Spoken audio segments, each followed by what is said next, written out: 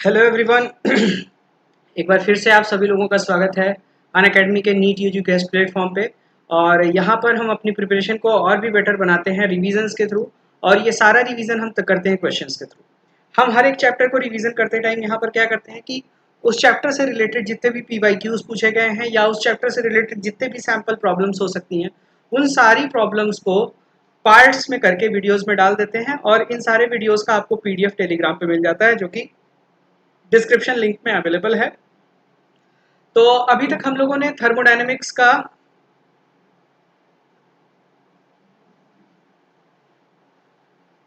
सारा पार्ट कर लिया है और आज थर्मोडायनेमिक्स का लास्ट पार्ट है, जो कि है एम्स पीवाईक्यूज। सो अभी वाले लेक्चर में हम लोग एम्स के पीवाईक्यूज को सॉल्व करेंगे। और एम्स के पीवाईक्यू आते आते तक जनरली मैंने जो ट्रेंड देखा है अभी तक यही रहता है कि यार सब कुछ हो जाता है, ठीक है, मैक्सिमम क्वेश्चन हम लोग कर चुके होते हैं। तो एम्स वाला पीवाईक्यू हम लोग बहुत फास्ट लेके चलते हैं क्योंकि मैक्सिमम क्वेश्चन आते रहते हैं। जिसको नहीं समझ आएगा, जिसको स्पीड में प्रॉब्लम होगी, वो कमेंट पे एक बार करके पूछ लेगा या बोल देगा कि सर स्पीड में प्रॉब्लम हो रही है, तो मैं रोक दूंगा, ठीक है। तो आज हम लोग थर्मोडायनेमिक्स का पीवाईक्यू करेंगे। इस पूरे वीडियो लेक्चर सीरीज का यही एक मकसद है कि आपको ज़्यादा से ज़्यादा क्वेश्चन यहाँ पे दे दिए जाएं। और जितने भी क्वेश्चन यहाँ कराए जाते हैं, हर पार्ट में मैं 30 से ज़्यादा क्वेश्चन नहीं रखता हूँ, ताकि आप एक बार में पूरे के पूरे को एब्जॉर्ब कर सके प्रॉपरली।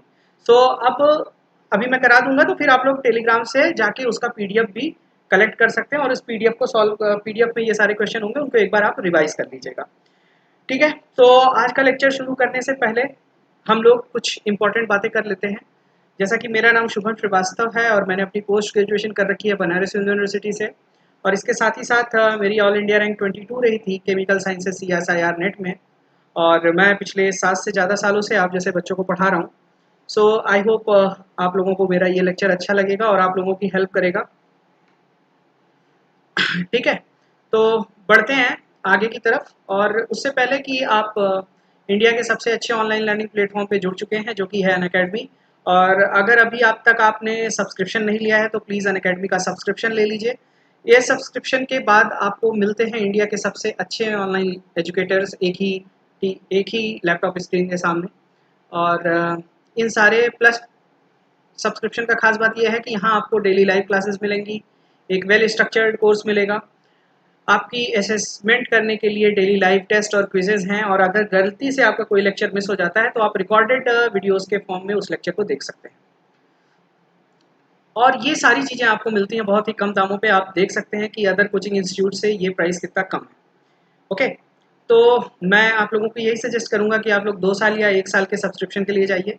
और जब कभी भी आप सब्सक्रिप्शन के लिए जाते हैं तो प्लीज़ मेरा कोड SHUVH यूज़ करना ना भूलें, इससे आपको मिलेगा 10% डिस्काउंट। सो आज का लेक्चर हम शुरू करते हैं।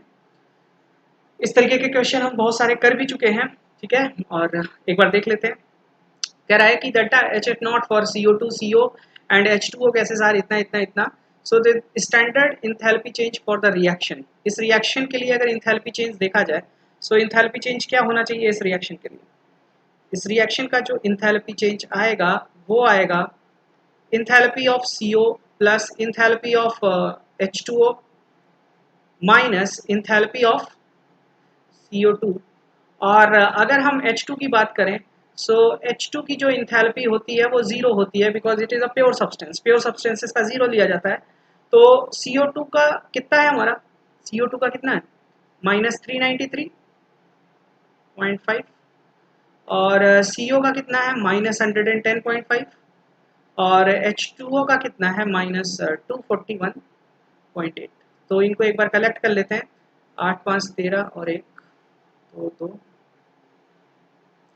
4 1 5, -352 ये आ रहा है और ये आ रहा है +393.5। इसको जरा कैलकुलेट कर लेते हैं, क्या आंसर आ रहा है देख लेते हैं। 393.5 सब्सट्रैक्ट 352.3, सो ये आ रहा है आपका करीब करीब +41.2 किलो जूल आ रहा है। सो +41.2 किलो जूल हमारा आंसर कहाँ दिया हुआ है, हमारा आंसर दिया हुआ है ऑप्शन नंबर बी। सो यहाँ पर ऑप्शन नंबर बी हमारा करेक्ट हो जाएगा। ऑप्शन नंबर बी के बाद हम बढ़ते हैं अब अगली प्रॉब्लम की तरफ। हमारी जो अगली प्रॉब्लम है वो है कि the molar heat capacity of water at a constant pressure is 75 joule per Kelvin per mole. When 1 kilojoule of heat is supplied to 100 gram of water which is free to expand, the increase in temperature of water is. So भाई आप लोग ये जानिए कि constant heat पे जो heat supply होती है, heat supplied at constant temperature,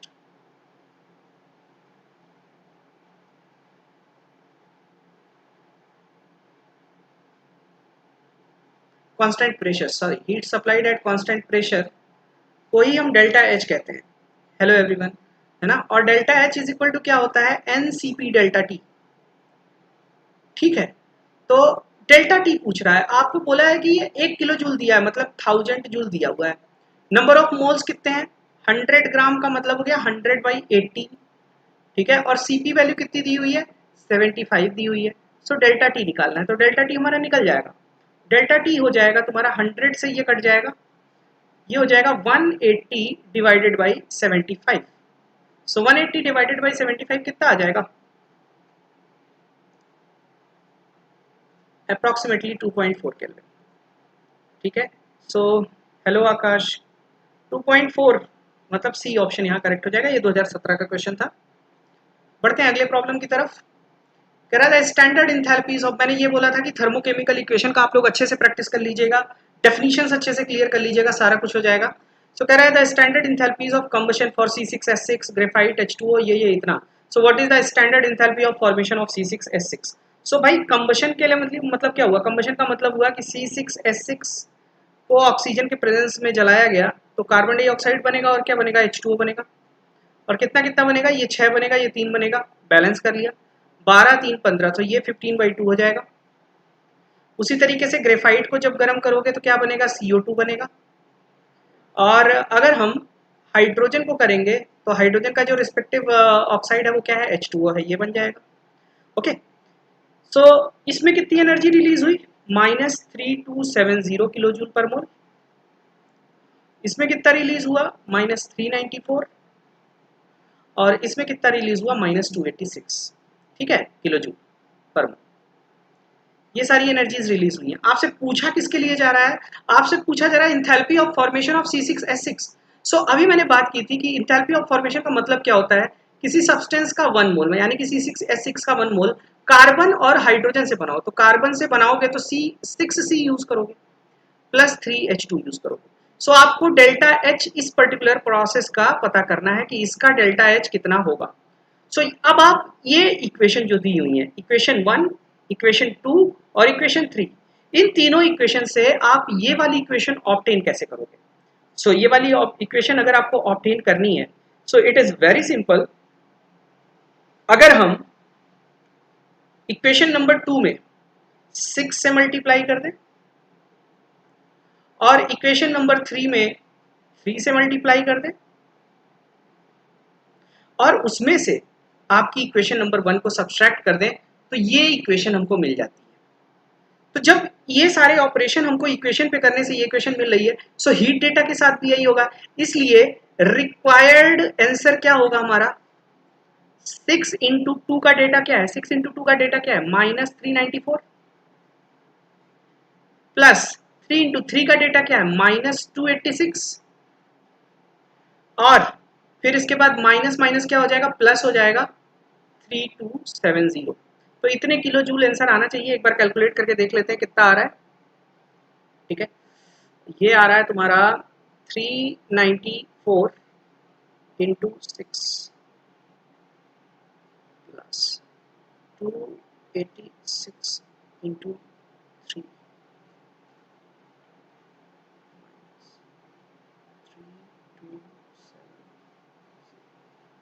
so it is coming approximately plus 48 kilo joule. So जो गिवन डेटा हुआ है, जो डेटा दिया हुआ है उसके हिसाब से आपका जो बेंजीन का आएगा वो प्लस 48 किलो जूल पर मोल आएगा. तो उस हिसाब से हमारा ऑप्शन बी करेक्ट हो जाएगा. बढ़ते हैं अगले क्वेश्चन की तरफ.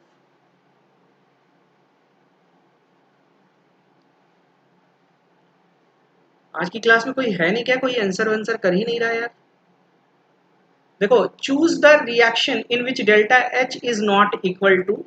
ठीक है, सो जहां पर भी delta N G not equal to zero होगा वहां पर इक्वल टू नहीं होगा। आओ देखते हैं यहाँ डेल्टा एन जी कितना आएगा, यहाँ डेल्टा एन जी जीरो आएगा, क्योंकि इधर भी एक गैस इधर भी एक गैस, इधर देखो एक गैस है इधर क्या है दो गैस है, सो यहाँ डेल्टा एन जी -1 आएगा। यहाँ पर एक गैस है यहाँ पर भी एक गैस है, यहाँ डेल्टा एन जी कितना आएगा, जीरो आएगा। यहाँ दो गैस है यहाँ दो गैस है, यहाँ भी डेल्टा एन जी क्या आएगा, जीरो आएगा। अब हम लोग जानते हैं ना delta H is equal to delta E या delta U plus delta N G R T. So non equal कब होगा, जब ये नॉट इक्वल टू होगा ना, अगर ये जीरो हो गया तब तो डेल्टा एच डेल्टा यू बराबर हो जाएंगे। सो इसका मतलब delta N G -1 second option में आ रहा है। सो सेकेंड ऑप्शन होगा जहां पर ये दोनों डेल्टा एच और डेल्टा यू बराबर नहीं होंगे। बढ़ते हैं अगले प्रश्न की तरफ। करा the enthalpy changes for the following processes are listed below. तो ये तुमको क्लोरीन की बॉन्ड डिसोसिएशन इंथैल्पी, आयोडीन की बॉन्ड डिसोसिएशन इंथैल्पी, ICl की और ये I2 की सब्लिमेशन एनर्जी दी हुई है। So given that the standard states for iodine and chlorine are, ठीक है, क्लोरीन और आयोडीन का स्टैंडर्ड स्टेट क्या है तुम्हारा, I2 और Cl2। तो standard enthalpy of formation of ICl क्या होगा। सो भाई स्टैंडर्ड इंथैल्पी जब लिखोगे तो ICl का 1 मोल स्टैंडर्ड स्टेट से बनाना, ठीक है। स्टैंडर्ड स्टेट क्या है I2 की, I2 सॉलिड, और I2 सॉलिड यानी कि यहाँ हाफ लगेगा, और इसका क्या है क्लोरीन है, सो हाफ Cl2 लगेगा। ओके, तो अब ये बना कैसे, ये प्रोसेस पूरा हो कैसे रहा होगा। पहले तो तुम आयोडीन को आयोडीन गैस बनाओगे, ठीक, ये हो गया X1। ओके, फिर क्लोरीन गैस को तुम तोड़ोगे, ठीक है, तो ये हो गया X2। तो ये बनेगा क्लोरीन गैस, Cl2 से तो डायरेक्ट ये बन जाएगा। अब आयोडीन गैस को तोड़ना पड़ेगा ना, ये हो गया X3। तो ये I गैस बनेगा। अब ये I और Cl मिल के बनाएंगे ICl, तो ये हो गया X4। तो हमारा जो इंथैल्पी ऑफ फॉर्मेशन आएगा वो होगा हमारा X1 plus X2 plus X3 plus X4 होगा, बशर्ते हमको ध्यान देना है I2 सॉलिड से I2 गैस बनने में 62.76 लगता है, तो यहाँ कितना लगेगा, हाफ लगेगा। सो हाफ इंटू 62.76 हो जाएगा, प्लस X2 क्या है, क्लोरीन से क्लोरीन गैस, क्लोरीन से दो क्लोरीन गैस बनने में 242 लगता है, तो यहाँ कितना लगेगा, हाफ लगेगा 242.3 प्लस X3 आयोडीन गैस से आयोडीन एटम बनना, ठीक है। सो एक बनने ये 151 लगता है, तो ये हाफ लगेगा, ये हो जाएगा 151, और प्लस ये देखो ये उल्टा चलेंगे तो यहाँ पे ये क्या हो जाएगा -211.3, इतने किलो जूल पर मोल आएगा। इसको हम लोग एक बार सॉल्व करके देख लेते हैं, कैलकुलेट करके देख लेते हैं कितना आ रहा है। सो 62, ये तो सारी वैल्यूज को डिवाइड करना पड़ जाएगा, रुक जाओ एक मिनट। तो 31.38 प्लस 121.15 प्लस 75.5 माइनस 211.3। अब इसको देखते हैं कितना हो रहा है, 31.38 प्लस 121.15 प्लस 75.5 माइनस 211.3, तो ये आ रहा है हमारा 16 पॉइंट, ये आ रहा है कितना 16.73 किलो जूल पर मोल आ रहा है। सो इस हिसाब से पॉजिटिव में आ रहा है, तो हमारा आंसर क्या हो जाएगा, ऑप्शन 1 करेक्ट हो जाएगा। 16.8 को हम करेक्ट मान के चलेंगे। बढ़ते हैं अगले क्वेश्चन की तरफ।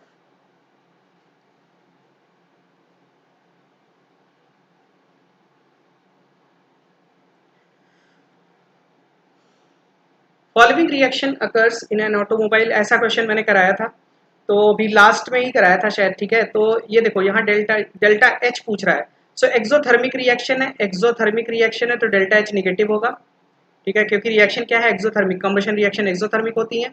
Delta S number of gaseous molecules, यहाँ पे 34 हैं और यहाँ पे 27 हैं। सो यानी कि डेल्टा एन जी पॉजिटिव है, तो डेल्टा एन जी पॉजिटिव है तो ये भी क्या होगा, पॉजिटिव होगा। प्रोसेस स्पॉन्टेनियस है तो ये नेगेटिव होगा, तो plus minus minus plus minus, minus plus minus, so B option यहाँ करेक्ट हो जाएगा। बढ़ते हैं अगले क्वेश्चन की तरफ। What is the enthalpy change for the process, ये क्या है, H2O2, ठीक है। तो ये मैंने कराया हुआ है, ठीक है, ये आप पिछली स्लाइड देखिएगा उसमें होगा, इसको खुद से करिए, ठीक है। कैसे करना है, H2O2 का आप जो है क्या ले लीजिएगा, 0 ले लीजिएगा, क्योंकि O2 क्या है, प्योर सब्सटेंस है, ठीक है। तो इस इंथैल्पी चेंज ये तो जल्दी से निकल जाएगा। H2O का डबल कर दो, कितना हो जाएगा, H2O का डबल करो, H2O का डबल करो, -286 इंटू 2 और माइनस 2 H2O2 है, H2O2 का कितना है, -188, इतने ही किलो जूल आएगा। सो इतने किलो जूल आएगा तो ये कितना हो जाएगा, 6 गुना के 12 और 8 गुना के 16 17 4 1 5 -572 प्लस और 376। सो ठीक है, ये अप्रोक्सीमेटली आएगा तुम्हारा -196 किलो जूल पर मोल के आसपास आएगा।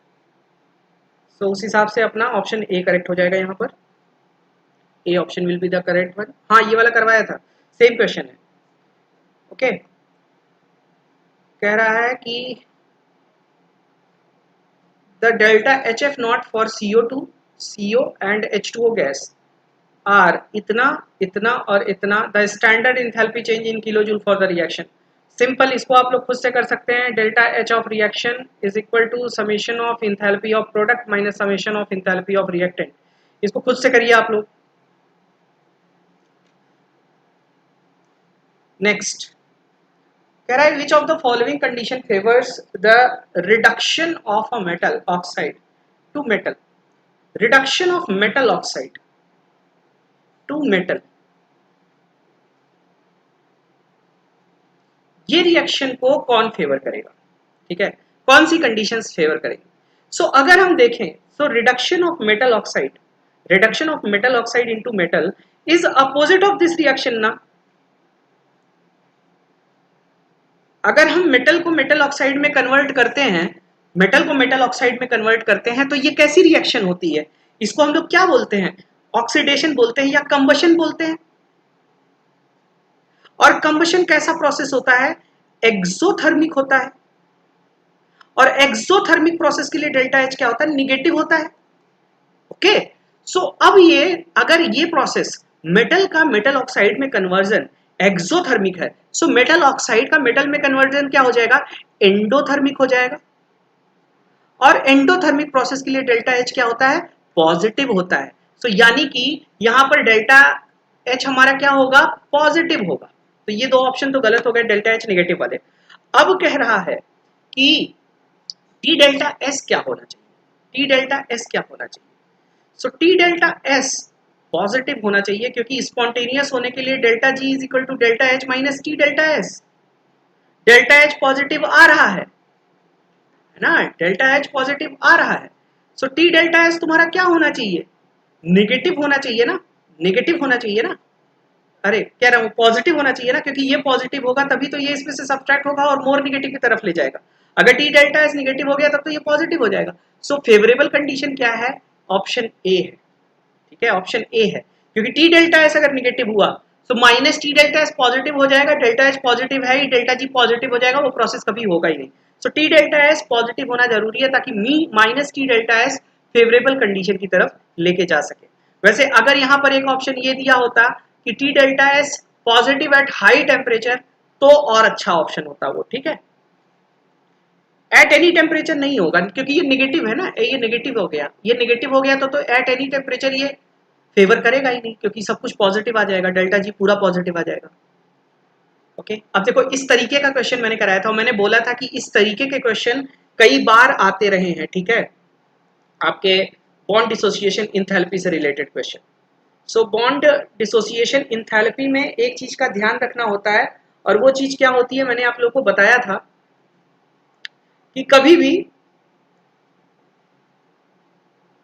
आपका जो ये वैल्यूज है, क्या बोलते हैं, bond energy values, total energy, इनमें क्या होता है, इंथैल्पी ऑफ रिएक्शन हमेशा क्या लिखा जाता है, total bond energy of reactant minus bond energy of product होता है। ये बात का ध्यान रखना है हमको, ठीक है। सो अब क्या कह रहा है कि AB, A2, B2 are diatomic molecules. If the bond enthalpies of A2, AB, B2 are in 1:1:0.5 and enthalpy of formation of AB from A2 and B2 is minus, तो enthalpy of formation,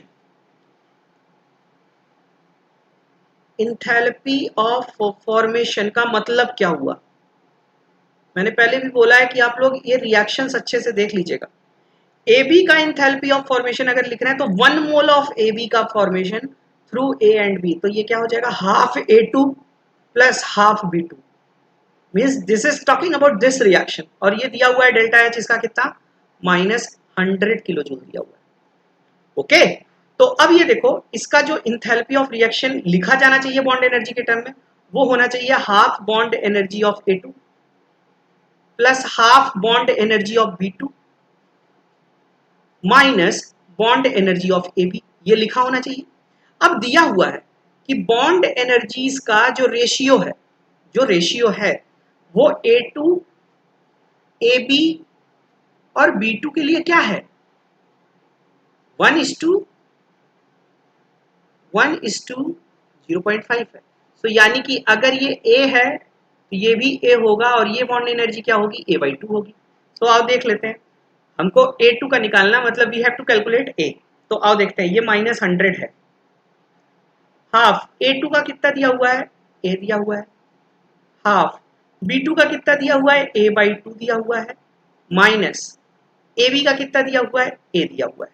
तो ये आगे कितना गया, A/2 plus A/4 minus A, ये आ जाएगा -A/4। और यहां से क्या समझ आया, -A/4 is equal to -100। So A is equal to कितना आ गया अपना, 400 किलो जूल पर मोल आ गया। तो यहां से हम सारी चीजें निकाल लेंगे, ठीक है। A2 का bond dissociation enthalpy 400 kilo joule per mole, AB का बॉन्ड डिसोसिएशन एंथैल्पी भी 400 किलो जूल मोल, और B2 का कितना है, 200 किलो जूल पर मोल है।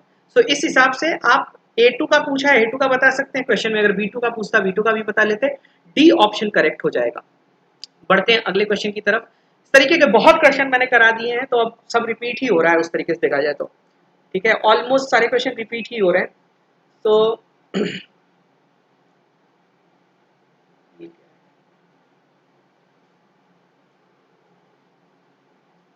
ये क्वेश्चन आप लोग देखिए जल्दी से।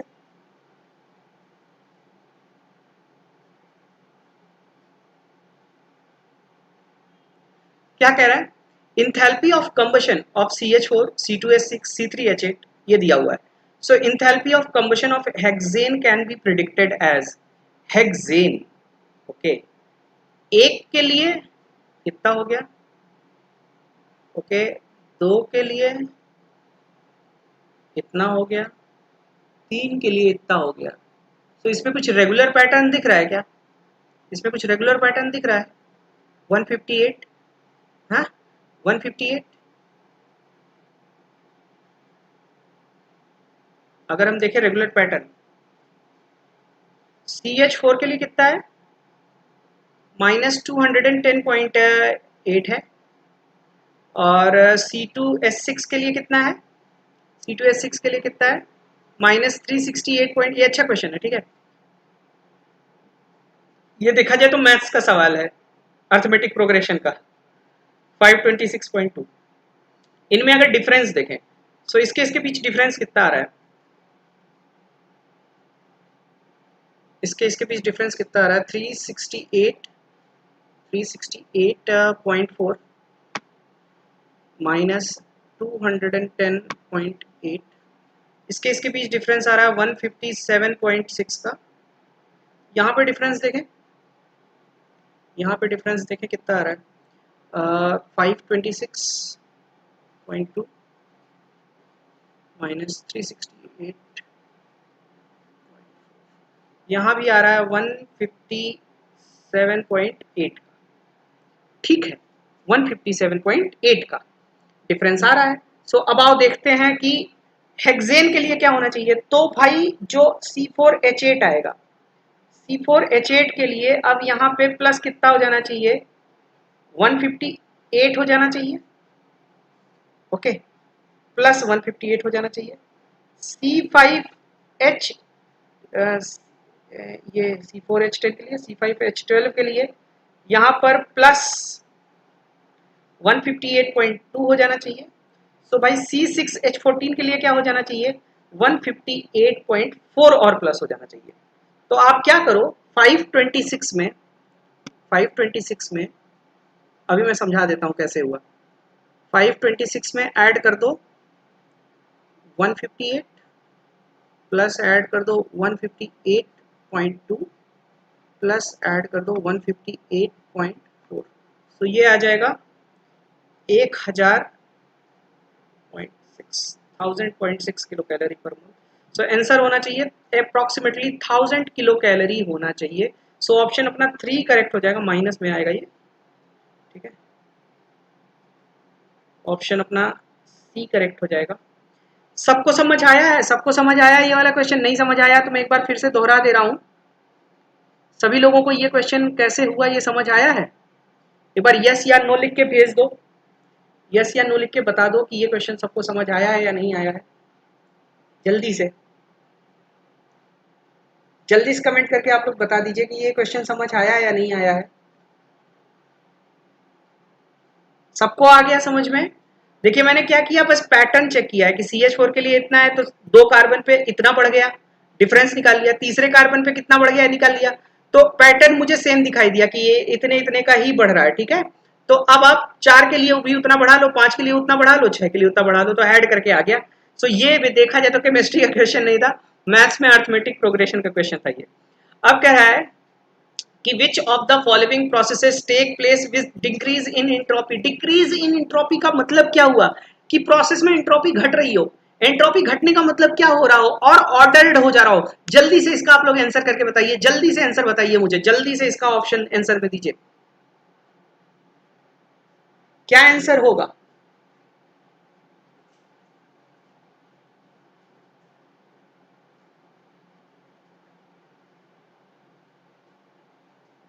जल्दी आंसर कीजिए भाई, मैं कमेंट सेक्शन देख रहा हूं।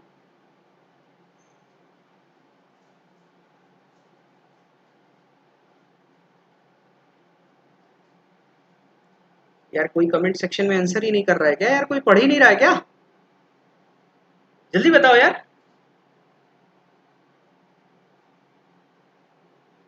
खाली यस लिखा हुआ है, जल्दी आंसर करिए आप लोग।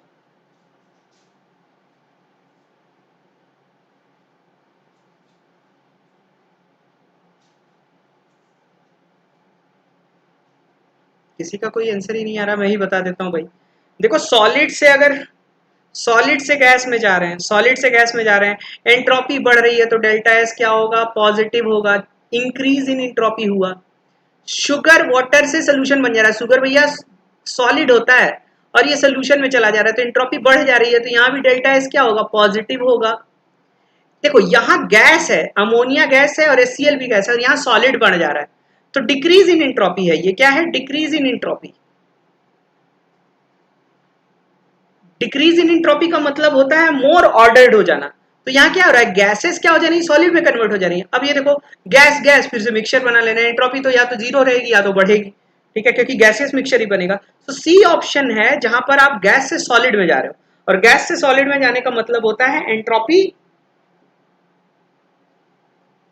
एंट्रोपी घट जाना, ठीक है। तो यहाँ एंट्रोपी घट रही है और कहीं नहीं घट रही है। ओके, आई होप सभी लोग क्लियर होंगे यहाँ तक। बढ़ते हैं अगले क्वेश्चन की तरफ कि for the reaction the signs of delta H and delta S respectively are, ठीक है। तो क्लोरीन से 2Cl बनाने के लिए आपको एनर्जी सप्लाई करनी पड़ती है, ठीक है। अब डेल्टा एस यहाँ क्या होगा, देखो डेल्टा एस, सबसे पहले हम डेल्टा एस की बात कर लेते हैं, वो तो हमको साफ साफ दिख रहा है कि 2 क्लोरीन 2 गैस एक गैस में कन्वर्ट हो रहे हैं, यानी कि एंट्रोपी क्या हो रही है, घट रही है। एंट्रोपी घट रही है तो डेल्टा एस निगेटिव होगा, तो यानी कि बी ऑप्शन और डी ऑप्शन तो क्या हो गए, गलत हो गए। अब ये जो प्रोसेस होता है, ठीक है, ये एक्सोथर्मिक प्रोसेस होता है।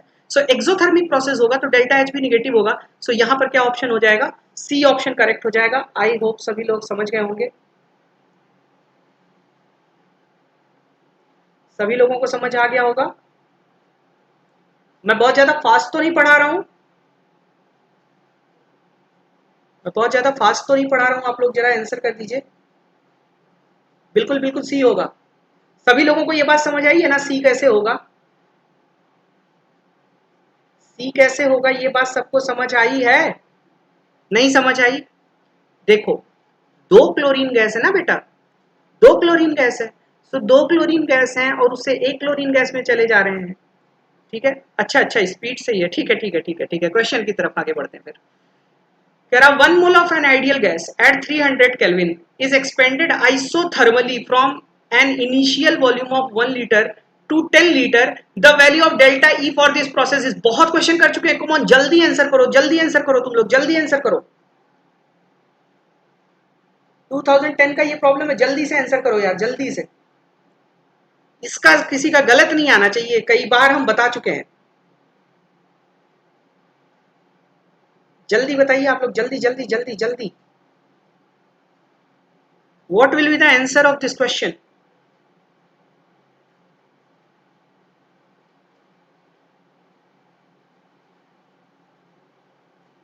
जल्दी बताइए भाई, इतना देर थोड़ी ना वेट करेंगे। कोई आंसर ही नहीं किया, या मेरा नेट नहीं चल रहा, क्या हुआ? आंसर करो भाई, इतना पढ़ाने के बाद ये भी यही नहीं आंसर कर पा रहे हो। 1 mole of an ideal gas at 300 Kelvin is expanded isothermally from an initial volume of 1 liter to 10 liter. The value of delta E. So भाई isothermally बोल दिया ना, isothermally। और यहाँ हमने क्या स्टेटमेंट आप लोगों को पहले के शीट्स में बताया है कि फॉर आइसोथर्मल चेंजेस, बिल्कुल, फॉर आइसोथर्मल चेंजेस, अरे 1 second, for isothermal changes delta H, delta U and delta T, ये तीनों चीजें क्या होती हैं? जीरो होती हैं, तो ऑप्शन बी करेक्ट हो जाएगा। 1 सेकेंड, मैं इसको करेक्ट करके आया।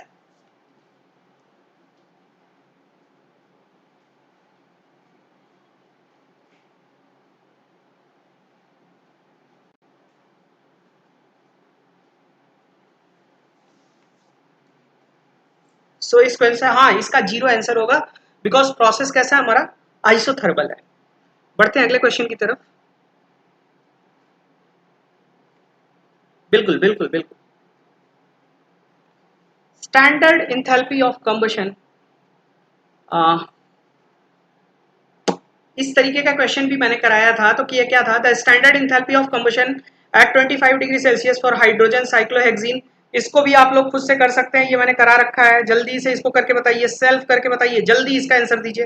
ये शायद मैंने किसी मॉडल टेस्ट में कराया है, जल्दी बताइए इसका आंसर, जल्दी बताइए। अब आप ही लोगों से पूछूंगा मैं, जल्दी आंसर करिए, जल्दी। ये शीट आज हम लोगों को 55 मिनट से पहले खत्म करनी है, देखते हैं कितनी स्पीड है आप लोगों की। जल्दी आंसर बताइए इसका, जल्दी से। और ये ऐसा क्वेश्चन है, कराया गया है।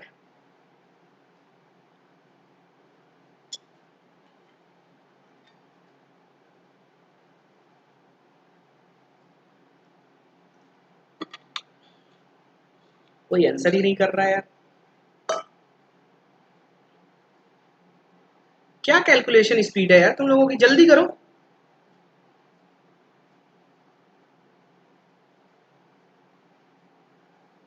अरे नहीं आ रहा, तब भी बताओ, जल्दी से बताऊं मैं।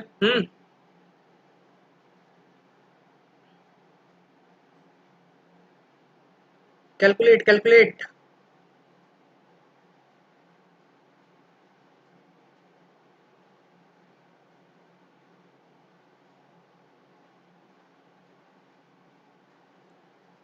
जूल की स्पेलिंग सही कर लो फरीद, ठीक है।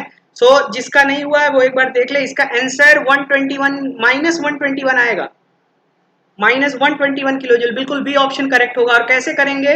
मैं बोला था ना, थर्मोकेमिकल इक्वेशन को आप मैथमेटिकल इक्वेशन की तरह ट्रीट कर सकते हैं, बशर्ते उससे पहले आपको हर एक डेफिनेशन क्लियर होनी चाहिए। सो आप क्या लिखोगे? हाइड्रोजन का इंथैल्पी ऑफ कंबशन मतलब H2 + ½ O2 से H2O बनाने वाली रिएक्शन, ये दिया हुआ -241, और साइक्लोहेक्सीन का मतलब C6H10 का कंबशन का क्या मतलब हुआ, कार्बन डाइऑक्साइड और H2O बन रहा है तो 5H2O बनेगा, 6 ये बनेगा, 12 5 17 17/2 हो जाएगा। और ये कितना दिया हुआ -3800 दिया हुआ है।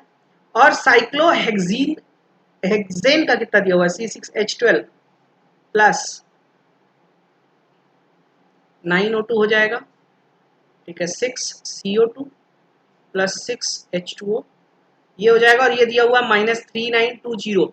तो अब यार देखो, और ये क्या बोल रहा है कि heat of hydrogenation of cyclohexene का मतलब क्या होता है, उसका मतलब होता है भाई आप C6H10 से हाइड्रोजन जोड़ के C6H12 बना रहे हो, तो वो कैसे आएगा, आप इन दोनों को जोड़ दो, ये आ जाएगा, बस बात खत्म। इन दोनों को जोड़ दो, ये घटा दो, तो ये जब जोड़ो घटाओगे तो -121 किलो जूल ही आएगा। बी ऑप्शन करेक्ट होगा, बिल्कुल सही। बढ़ते हैं अगले क्वेश्चन की तरफ। What will be the heat of formation of methane if the heat of combustion of carbon is -x kilojoule, heat of formation of water is -x kilojoule and heat of combustion of methane is z kilojoule? जल्दी से बताइए, इसका भी answer जल्दी से दीजिए। इस तरीके के क्वेश्चन बहुत सारे कराए हैं मैंने। कम ऑन, जल्दी जल्दी जल्दी आंसर कीजिए।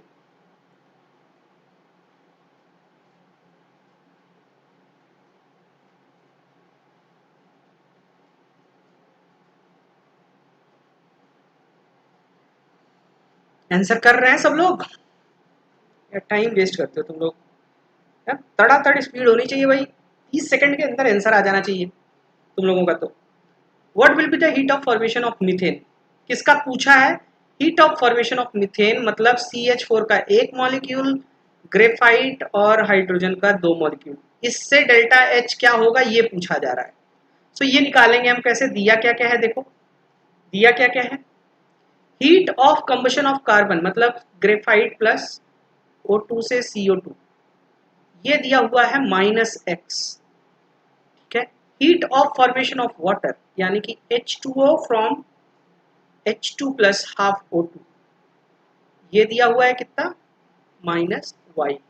और heat of combustion of methane यानी कि CH4 का 2O2 से CO2 प्लस 2H2O, ये दिया हुआ है Z, है ना, Z दिया हुआ है। सो ये वाली रिएक्शन कैसे आएगी, ये वाली रिएक्शन कैसे आएगी, अगर इसको मैं 1, इसको 2, इसको 3 मानता हूँ तो ये वाली रिएक्शन कैसे आएगी भाई, -3 तो करना ही पड़ेगा, -3 तो करना ही पड़ेगा।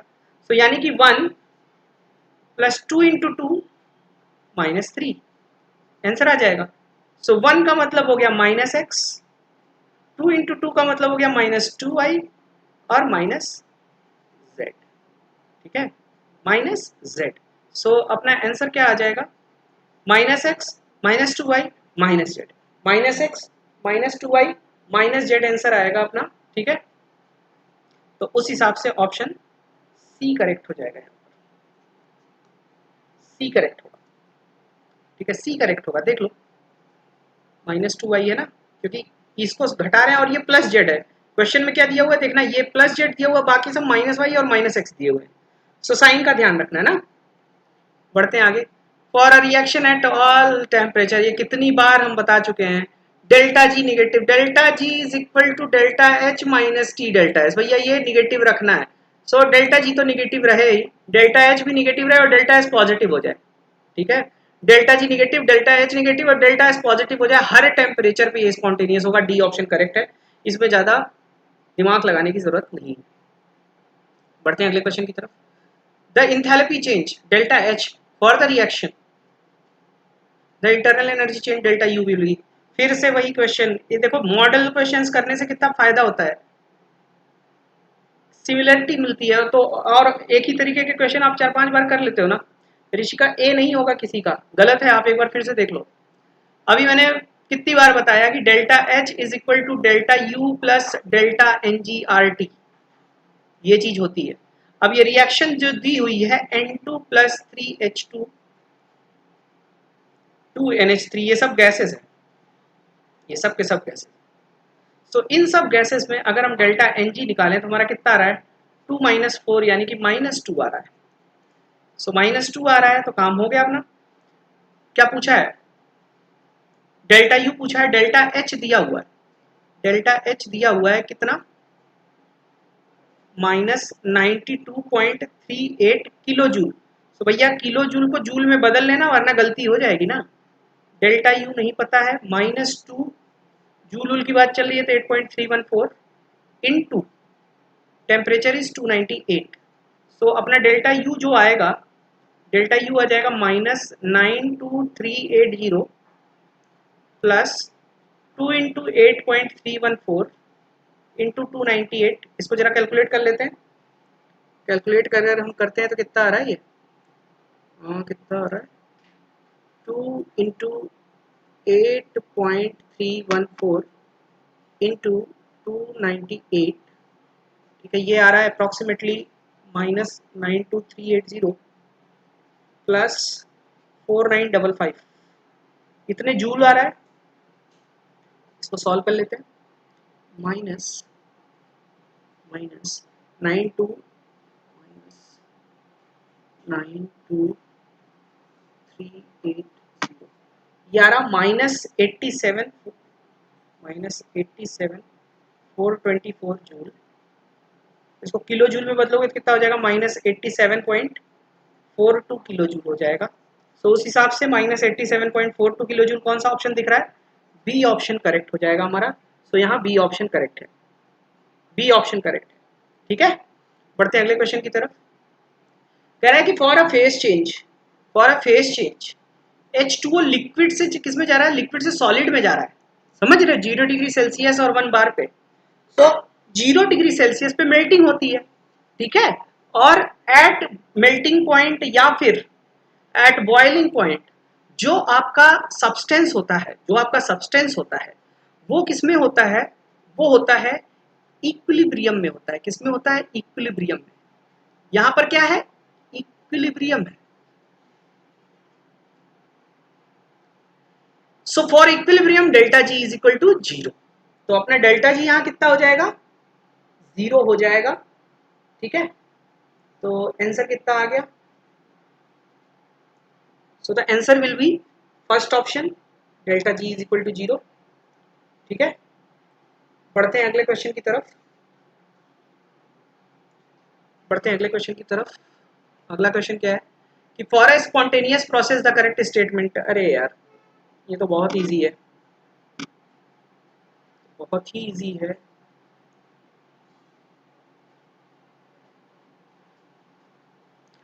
Correct for a spontaneous process the correct entropy of the system always increases, free energy of the system always, ये तो बिल्कुल गलत है, ये तो बिल्कुल गलत है। फ्री एनर्जी क्या होती है, फ्री एनर्जी तो होती है ना, एंट्रोपी बढ़ती है, एंट्रोपी ऑलवेज पॉजिटिव, यहां ज्यादा करेक्ट है, entropy always positive, entropy change is always positive, ठीक है। कभी भी अगर स्पॉन्टेनियस प्रोसेस होता है, ठीक है, तो स्पॉन्टेनियस प्रोसेस में आपका ये एंट्रोपी हमेशा पॉजिटिव रहती है ना। तो ये ज्यादा करेक्ट आंसर है। यहां अगर ऑप्शन में कहीं दिया होता कि gives free energy change is always negative, तो वो ज्यादा करेक्ट आंसर होता, ठीक है। यहाँ मोर करेक्ट ऑप्शन क्या है कि entropy change is always positive. बढ़ते हैं अगले क्वेश्चन की तरफ, क्या दिया हुआ है, delta H F not of methanol is given by the chemical equation. भैया आप लोगों को मैंने कितनी बार बता दिया, ठीक है, अगर अभी भी आप लोग वो चीज फॉलो नहीं कर रहे हैं तो आप लैग करेंगे। मैंने हर बार बोला है आप लोगों को कि थर्मोकेमिकल, जो थर्मोकेमिस्ट्री है, जो थर्मोकेमिकल इक्वेशंस है, इनको सॉल्व करने का सबसे बढ़िया तरीका है कि आप डेफिनेशंस पे अपनी कमांड कर लीजिए, ठीक है। सो डेफिनेशन क्या होती है, क्या होती है डेफिनेशन एंथैल्पी ऑफ फॉर्मेशन की, मैंने कम से कम कुछ नहीं तो 10 से 15 बार इस थर्मोडायनेमिक्स की सीरीज में बता चुका हूं, फिर से बता रहा हूं। इंथैल्पी ऑफ फॉर्मेशन का मतलब होता है formation of 1 mole of any substance through reference state, through standard state of their elements. तो भैया ये देखो 1 मोल बन रहा है, तो ये 1 मोल बनना चाहिए था कार्बन, हाइड्रोजन और ऑक्सीजन से, लेकिन किससे बन रहा है, यहाँ मीथेन से बन रहा है, तो ये इंथैल्पी ऑफ फॉर्मेशन नहीं है। 1 मोल बन रहा है, 1 मोल बन रहा है, ठीक है, लेकिन किससे बनना चाहिए, कार्बन से, ऑक्सीजन से, हाइड्रोजन से। तो ये सही लग रहा है, ये भी बहुत लोगों को सही लग रहा होगा, लेकिन यहाँ पे diamond is not the reference state, diamond is diamond is not the reference state, ठीक है, और यहाँ पर तो होगा ही नहीं, ठीक है। अब यार देखो, मैं तो ये प्रीवियस ईयर से उठा के लाता हूँ, ठीक है, ये सारे जो क्वेश्चन होते हैं जो प्रीवियस ईयर में दिए होते हैं वो उठा के लाता हूँ, ठीक है। तो अब उसमें रिपीट वो कर रखा है तो मैं ही क्या करूँ, है ना।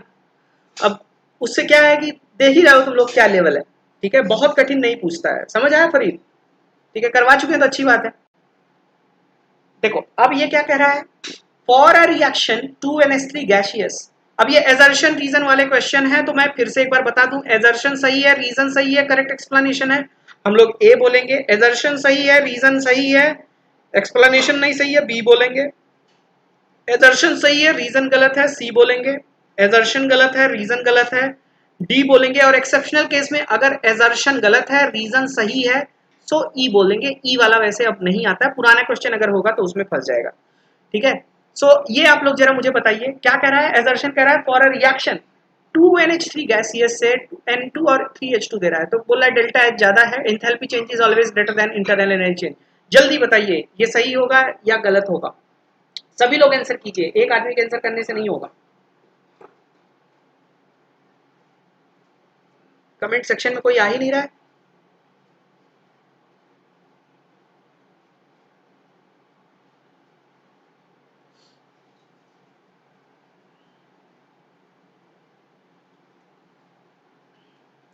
देखो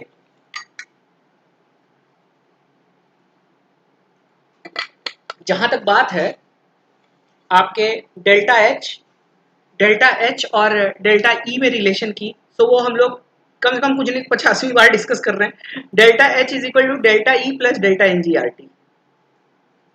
तो भैया डेल्टा एच और डेल्टा ई में क्या रिलेशन होगा, it is decided by delta N G. Delta N G negative हो गया तो डेल्टा ई बड़ा होता है, डेल्टा एन जी जीरो हो गया तो दोनों बराबर होते हैं, डेल्टा एन जी पॉजिटिव हो गया सो क्या होता है, डेल्टा एच बड़ा होता है। सो रीजन का ये कहना कि enthalpy change is always greater than internal energy change, it is not correct ना, it depends on delta N G, it depends on delta N G. तो यानी कि रीजन क्या है, गलत है। अब कह रहा है फॉर अ रिएक्शन, अब इस रिएक्शन के लिए अगर तुम डेल्टा एन जी देखो, तो डेल्टा एन जी यहाँ क्या आ रहा है, पॉजिटिव आ रहा है, +2 आ रहा है, ठीक है। +2 अगर डेल्टा एन जी आ रहा है तो इसका क्या मतलब हुआ, अगर डेल्टा एन जी पॉजिटिव है, डेल्टा एन जी अगर क्या होता है, पॉजिटिव होता है, तो इससे क्या समझ आता है कि delta H is greater than delta E. तो यानी कि ये जो एजर्शन है वो तो करेक्ट है, एजर्शन तो करेक्ट है, लेकिन रीजन गलत है। रीजन पे आपको पता होना चाहिए कि ये डेल्टा एन जी के हिसाब से बदलता रहता है। सो हम क्या मार्क करके आएंगे, सी इसका करेक्ट आंसर होगा, assertion is correct but reason is wrong. Let's move to the next question, जल्दी से देखिए, देखिए आप लोग क्या कह रहा है assertion, for an isothermal reversible process Q is equal to -W, work done by the system equals to the heat absorbed by the system, enthalpy change is 0 for isothermal process. जल्दी बताइए ए है या बी है या सी है या D है, जल्दी बताइए,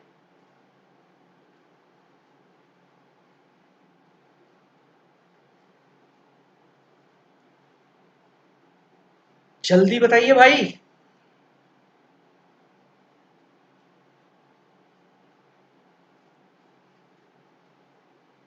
लीजा ऑलरेडी मैं सब एक्सप्लेन कर चुका हूं, समझ रही हो, ठीक है, मुझे भी नहीं मन करता एक्सप्लेन करने का, है ना।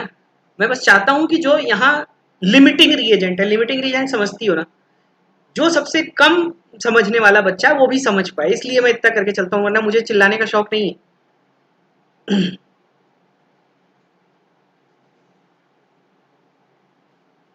देखो भाई, for an isothermal reversible process Q work done is equal to ये delta H is equal to 0।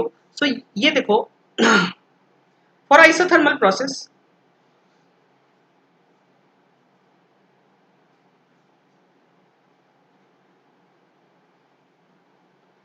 Delta U is equal to 0 भी होता है, delta H is equal to 0 होता है, दोनों ही 0 होते हैं।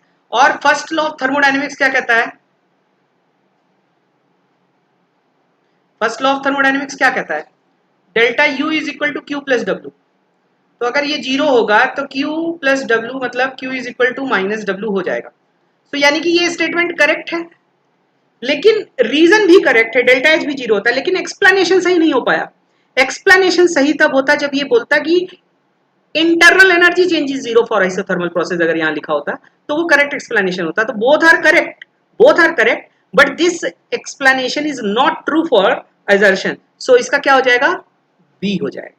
ओके, बी क्यों होगा ये समझ आ गया ना, क्योंकि यहाँ डेल्टा एच दिया हुआ है, ए हो जाता अगर ये डेल्टा यू दिया होता। बढ़ते हैं अगले क्वेश्चन की तरफ। क्या कह रहा है, many endothermic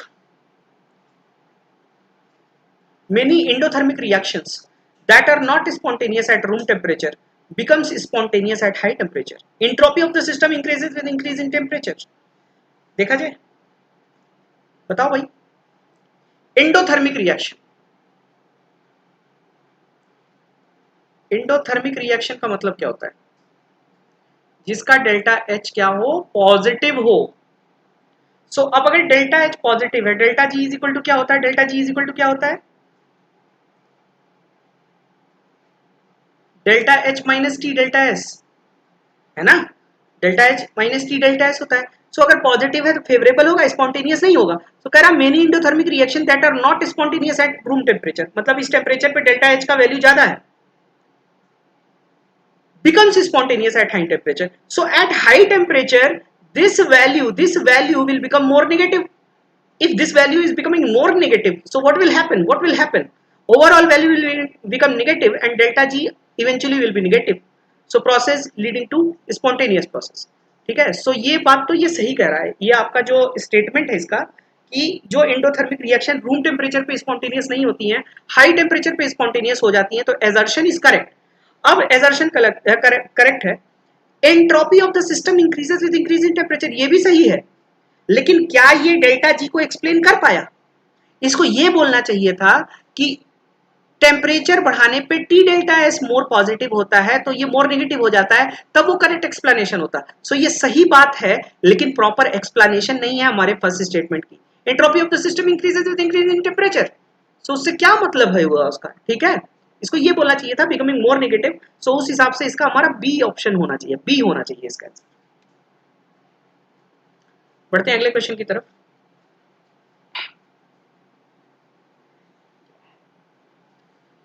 for an isothermal reversible process, अरे यार ये तो अभी अभी किया हम लोगों ने, ये तो हो गया है, ठीक है, ये तो हो गया है।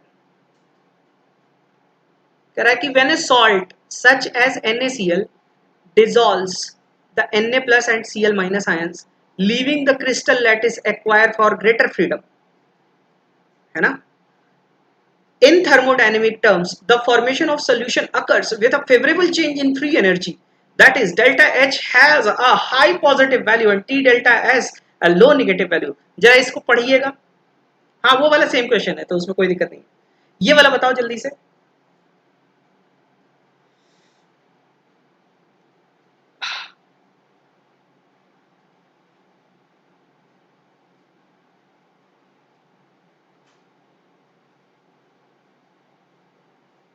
जल्दी आंसर बताइए आप लोग, ABCD क्या होगा इसका।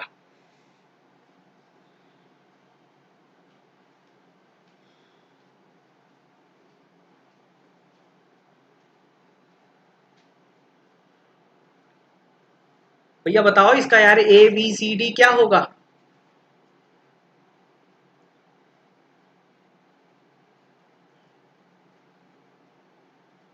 कोई नहीं देगा आंसर, बताना पड़ेगा क्या, जल्दी बताओ यार। बी ना, Rishika you are wrong.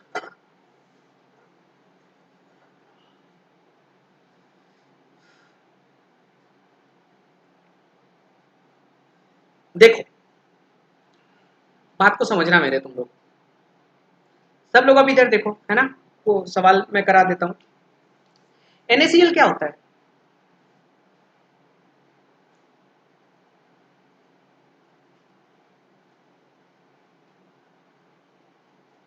Farid, हाँ फरीद तुम सही हो, लेकिन एक्सप्लेनेशन हम एक बार दे देते हैं, सब लोग देख लो। NaCl क्या है, एक आयनिक सॉलिड है। अब ionic solid when NaCl is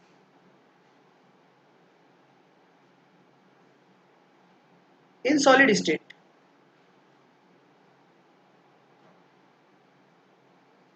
ठीक है, Na plus ion and Cl minus ion are not free, ठीक है। When they are dissolved,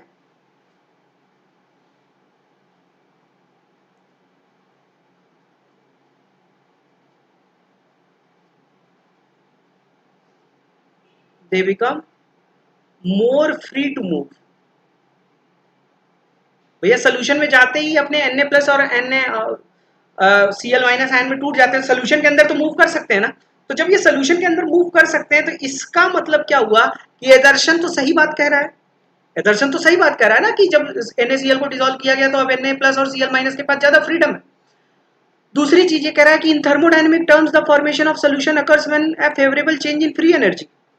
delta, अब फेवरेबल चेंज होता है तब तो होता है, लेकिन क्या ये फेवरेबल चेंज को कैसे एक्सप्लेन कर रहा है? Delta has a high positive और इसके पास लेस नेगेटिव, तो भैया जब ये हाई पॉजिटिव होगा तो डेल्टा जी तो इस केस में क्या आ जाएगा, पॉजिटिव आ जाएगा। और डेल्टा जी पॉजिटिव हो जाएगा तो ये तो नॉन स्पॉन्टेनियस हो जाएगा ना, नॉन स्पॉन्टेनियस लेस फेवरेबल। तो यानी कि रीजन क्या है, गलत है। तो रीजन गलत, एसर्शन सही, तो क्या होता है, सी होता है। तो hence C option will be correct, C option will be correct.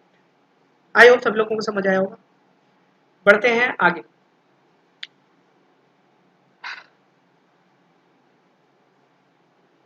Water in liquid state is more stable than ice at room temperature. Water in liquid form higher entropy than ice. So, ये भी सही है और ये भी सही है, ठीक है। हायर एंट्रोपी होगी सो मोर डेल्टा जी होगा, मोर डेल्टा जी निगेटिव होगा। तो वाटर लिक्विड स्टेट में रूम टेम्परेचर पे क्या होता है, ज्यादा स्टेबल होता है। आप खुद ही देखिए, रूम टेम्परेचर पे पानी तुम लो तो वो तो लिक्विड स्टेट में ही लेते हो ना, कि रूम टेम्परेचर पे तुमको बर्फ मिल जाती है या भाप मिल जाती है, नहीं मिलती है ना रूम टेम्परेचर पे। रूम टेम्परेचर पे सबसे ज्यादा स्टेबल वाटर का लिक्विड स्टेट है, ठीक है। इवन आइस से भी ज्यादा स्टेबल है और गैस से भी ज्यादा स्टेबल है, वेपर से भी ज्यादा स्टेबल है रूम टेम्परेचर पे। तो water in liquid form higher entropy than ice. So जब हायर एंट्रोपी देन आइस होगा तो हायर एंट्रोपी देन आइस होने की वजह से डेल्टा एस मोर पॉजिटिव होगा। डेल्टा एस मोर पॉजिटिव होने की वजह से डेल्टा जी मोर नेगेटिव होगा, और डेल्टा जी मोर नेगेटिव उसकी मोर स्टेबल कंडीशन को क्या करेगा, फेवर करेगा। So it means it should be A. I hope सबको समझ आया होगा कि ऐसा क्यों हो रहा है। ओके, ये वाला आप लोग बताइए, ये वाला बताइए। Molar enthalpy of vaporization water is different from ethanol, water is more polar than ethanol. क्या होना चाहिए?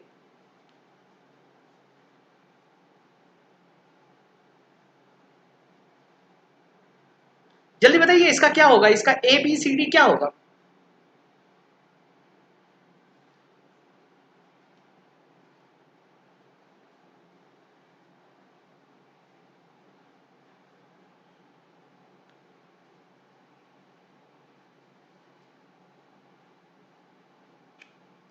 क्या एक्सप्लेनेशन?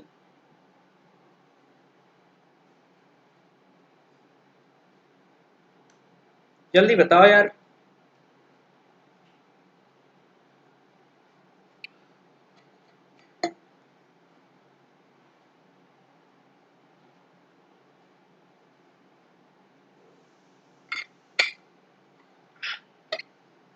नहीं वो नहीं होगा यार, वो करेक्ट एक्सप्लेनेशन नहीं है, ठीक है। नहीं इसमें तो सही है, यहाँ पे देखते हैं। यहाँ देखो, molar enthalpy of vaporisation of water is different from ethanol. So ये तो सही है, दो मटेरियल्स का अलग अलग है। तो क्यों होता है, रीजन क्या होता है कि इथेनॉल में वन हाइड्रोजन बॉन्ड के लिए अवेलेबल है, और वाटर में क्या है, वाटर में दो हाइड्रोजन बॉन्ड्स अवेलेबल है। सो ये रीजन होता है। ये ज्यादा, ये तो सही है कि वाटर इज मोर पोलर, लेकिन एक्चुअल रीजन होता है हाइड्रोजन बॉन्डिंग। इसमें हाइड्रोजन बॉन्डिंग का एक्सटेंट ज्यादा होने की वजह से इसके कंपैरिजन में इसका जो इंथैल्पी ऑफ वेपराइजेशन है वो हाई होता है वाटर का, और इसका लोअर होता है। सो इस हिसाब से देखा जाए तो आपका बी ऑप्शन करेक्ट होना चाहिए। ये भी सही बात है, water is more polar than ethanol, it is correct, but reason behind molar enthalpy of vaporization is hydrogen bonding. So that is why one and two, assertion and reason both are correct, but the reason is not correct explanation. So B will be the answer for this question. Next, जल्दी बता दो यार, अब ये तो बता दो, ये तो बता दो यार, ए या बी होगा, जल्दी बता दो यार।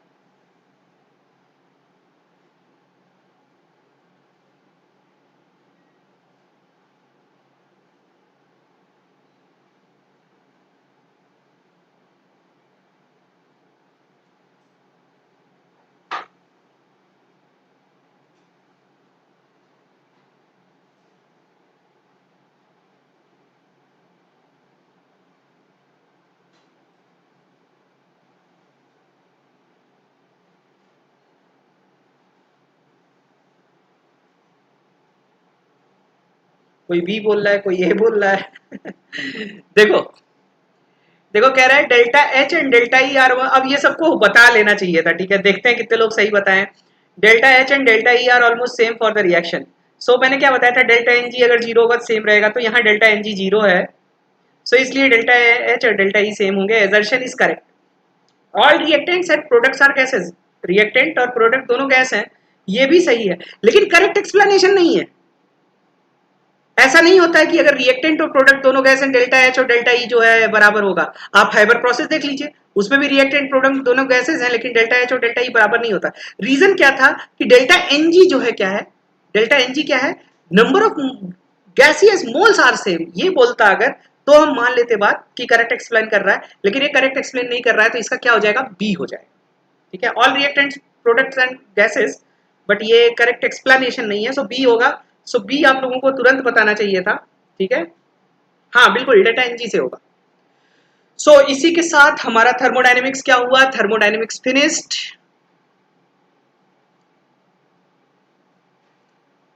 ठीक है, फिनिश्ड लिख देता हूं। अब कल हम लोग 3 PM से स्टार्ट करेंगे इक्विलिब्रियम, और पहले मैं इक्विलिब्रियम पार्ट 1 कराऊंगा आप लोगों को, तो इक्विलिब्रियम थोड़ा लंबा चलेगा। ठीक है, इक्विलिब्रियम थोड़ा लंबा खींचूंगा। कल 3 PM पार्ट 1 होगा, 8 PM इक्विलिब्रियम का ही पार्ट 2 होगा। ठीक है, तो कल तो पूरी क्लासेस डेडिकेटेड हैं इक्विलिब्रियम को, और साथ ही साथ अनअकैडमी के प्लेटफॉर्म पे स्पेशल क्लास में 4:30 PM पे 4:30 PM पे मैं वहां पीएच पढ़ा रहा हूं, तो यार वहां कोई आ नहीं रहा है, आप लोग भी नहीं आ रहे हो वहां पर। ठीक है, सो मैं आप ही लोगों के लिए वहां पे क्लास लॉन्च किया हूं। बहुत लोगों को यहाँ पर बोल रहे थे कि इक्विलिब्रियम में प्रॉब्लम है, इक्विलिब्रियम में समझ नहीं आता है। मैंने वहां क्लास लॉन्च की तो कोई दिखता नहीं है यहाँ से तुम लोगों में। ठीक है, तो प्लीज वहां विजिट करो। मैंने पार्ट 1 और पार्ट 2 पढ़ा दिया, अगर नहीं देखे हो तो जाके देख लो। पार्ट 1 में मैंने बेसिक्स सिखाया है कि कैसे सिंपल एसिड और कैसे सिंपल बेस का थ्योरी वहां पूरी मैं पढ़ा रहा हूँ। आज मैंने वहां पूरी सॉल्ट हाइड्रोलिसिस पढ़ाई है। कल मैं स्पेशल क्लास में बफर्स के बारे में पढ़ाऊंगा। बफर का एक्शन, बफर किस तरीके से काम करता है, बफर का पीएच कैसे होता है, ये सब मैं वहां पढ़ा रहा हूं। तो प्लीज आप लोग वहां आगे ज्वाइन कीजिए ना, आप ही के लिए तो लॉन्च किया मैंने वहां। ठीक है, नहीं तो मैं लॉन्च ही नहीं करता। सो अभी 2-3 क्लास वहां मैं यही पढ़ाऊंगा और क्वेश्चन कराऊंगा। यहाँ तो मैं केवल क्वेश्चन करा रहा हूँ ना। सो प्लीज आप अगर नहीं देखे हुए तो जाके वहां पार्ट 1 और पार्ट 2 देख लीजिए। और इसके साथ ही साथ मैंने प्लस पे भी अब मेरा 3-4 दिन के अंदर कोर्स आ जाएगा। कुछ चेंजेस किए मैंने प्लान में। ठीक है, नेम रिएक्शन में बाद में पढ़ाना शुरू करूंगा, क्योंकि अभी मेनली बच्चों के एग्जाम है तो क्विजेस की बात हो रही है। ठीक है, वहां पर मैं फिर से फिजिकल केमिस्ट्री के नए नए क्वेश्चंस कराऊंगा। 10 दिन के अंदर आपकी पूरी फिजिकल केमिस्ट्री वहां रिवाइज करा दूंगा, 11th और 12th की। तो प्लस कोर्स भी अगर आपने ले लिया तो प्लस कोर्स में भी आइए। वहां क्वेश्चंस प्रीवियस ईयर नहीं कराऊंगा मैं मैक्सिमम, वहां मैं कठिन कठिन क्वेश्चन कराऊंगा, और कोशिश करूंगा 10 से 12 क्लास में वहां पूरा सिलेबस फिजिकल केमिस्ट्री का खत्म करने का। तो आप लोग अब फर्स्ट क्लास अटेंड की थी तो तुम दूसरी क्लास नहीं अटेंड करोगी तो ये कोई मतलब रहेगा, बताओ? ब्रेक कर दोगी चेन तो आगे की चीज समझ आएगी। तो इसलिए कल की क्लास अटेंड करने से पहले आज वाली क्लास जाके देख लेना। मैं बहुत डिटेल में समझाने की कोशिश किया हूँ यार, सो प्लीज आप लोग मेहनत को बर्बाद मत करिए। तो ये मेरा कल का प्लान है। कल के प्लान में सब लोग आइए, जरूर से जरूर आइए। और आज की क्लास यही खत्म करता हूँ। इसके अलावा एक चीज और बता दूं कि अनअकैडमी ने आप लोगों के लिए एक बहुत अच्छी स्कॉलरशिप टेस्ट लॉन्च की है, जिसका नाम है अनअकैडमी प्रोडिजी। और अनअकैडमी प्रोडिजी में आप लोगों के लिए 5 करोड़ तक की स्कॉलरशिप रखी गई है। सो सभी लोग जाके अपने आप को यहाँ पर रजिस्टर कर दीजिए, और इसके लिए अपने आप को अच्छे से प्रिपेयर कीजिए, ताकि आपको एक बड़े एग्जाम में बैठने का मौका मिल सके, और इससे आप अपने आप को एक बड़े एग्जाम से पहले जो प्रेशर होता है उसको भी देख सके कि कैसा प्रेशर होता है। तो अपार्ट फ्रॉम प्राइस, अगर आप अच्छा परफॉर्म करते हैं तो आपको राहुल द्रविड़ से फैसिलिटेट होने का मौका मिलेगा। सो प्लीज इस अवसर को मत गवाइए, और अपने आप को आज ही जाके अनअकैडमी प्रोडिजी पे रजिस्टर कीजिए, और ज्यादा से ज्यादा मात्रा में प्राइज जीतने की कोशिश कीजिए। ठीक है, आई होप सभी लोग अच्छा करेंगे। और तैयारी के दौरान कोई भी दिक्कत आती है तो आप कमेंट सेक्शन में मुझे लिख के पूछ सकते हैं कि सर ये चीज नहीं समझ आ रही है, I will teach you on special class और यूट्यूब क्लास। और साथ ही साथ भाई ये ज़्यादा ज़रूरी चीज़ है कि आप मेरा ये कोड SHUBH ये यूज़ करके ज़रूर प्लस सब्सक्रिप्शन लीजिए, वरना ये क्लासेस बंद हो जाएंगी तो मुझे मत कहिएगा, ठीक है। ये क्लासेस चलने के लिए मेरा होना ज़रूरी है और मेरे होने के लिए ये कोड का यूज़ होना ज़रूरी है। सो प्लीज़ आप लोग प्लस सब्सक्रिप्शन मेरे कोड को यूज़ करके लीजिए। अगर आपने ले लिया है तो अपने रिश्तेदारों को बताइए, अपने दोस्तों को बताइए, कोई भी ये कोड को यूज़ कर सकता है। ओके, इतनी सी मेरी रिक्वेस्ट है। तो आप लोग ये हेल्प करेंगे तो आगे भी और क्लासेस चलती रहेंगी। तो मिलते हैं कल, ठीक है, कल 3 बजे यूट्यूब पे इक्विलिब्रियम का पार्ट 1 के साथ, 4:30 पे अनअकैडमी पे। 4:30 पे हम लोग क्या पढ़ेंगे, बफर्स के बारे में पढ़ेंगे, पूरा डिटेल में पढ़ेंगे। और 8 PM यूट्यूब पे ही वापस से हम इक्विलिब्रियम पार्ट 2 करेंगे। सो तब तक के लिए आप सभी लोगों को गुड नाइट। और जिसको भी पीडीएफ चाहिए वो पीडीएफ टेलीग्राम लिंक पे जाके, टेलीग्राम लिंक आपको डिस्क्रिप्शन में मिल जाएगी, टेलीग्राम लिंक ज्वाइन कर लीजिए, वहां आपको पीडीएफ मिल जाएगा। और साथ ही साथ जिन लोगों ने फीडबैक फॉर्म नहीं भरा है, प्लीज फीडबैक फॉर्म जो कि डिस्क्रिप्शन में दिया हुआ है, आपको ये लेक्चर कैसा लगा उसके बारे में भर दीजिए। और इन वीडियोस को जितना ज्यादा से ज्यादा हो सकता है लाइक कीजिए, सब्सक्राइब कीजिए और शेयर कीजिए अपने लोगों के बीच, ताकि वो लोग भी फायदा उठा सके जिस चीज का फायदा आप उठा रहे हैं। सो उम्मीद करता हूँ कि कल की क्लास में आप सभी लोग मिलेंगे। तब तक के लिए आप सभी लोगों को गुड नाइट। आप सभी लोग अपना ध्यान रखिए, अच्छे से खाइए पीजिए, मेहनत से पढ़िए, जितना ज्यादा से ज्यादा क्वेश्चन हो सकता है वो क्वेश्चन कीजिए, और कंसेप्ट को जितना रिवाइज कर सकते हैं, जितना पक्का कर सकते हैं उतना पक्का कीजिए। फिर से मिलते हैं कल नए लेक्चर्स के साथ। Good night, bye bye.